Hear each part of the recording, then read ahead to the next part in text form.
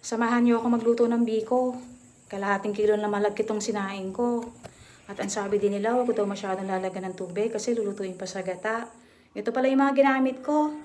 Ito palang gata dito sa Taiwan, mga ini-import lang to. Wala silang buko plantation dito.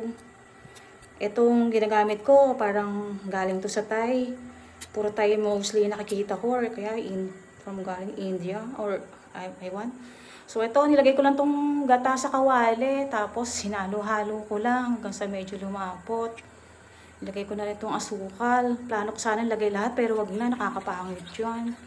So ayan lang, halo-halo lang. Tapos itong makapuno na napakahirap buksan, nilagay ko na rin.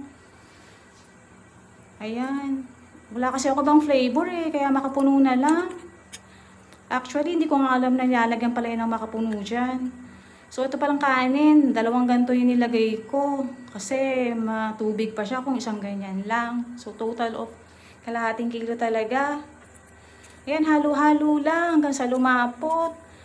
Gusto ko pala dito yung ayan, itong brown. Habang hinahalo ko siya, kinakain ko yan. Ang sarap naman talaga. Tapos yan, tinakpan ko lang ng gabi. Since nagsawa ako, kailangan ko ng tsaa.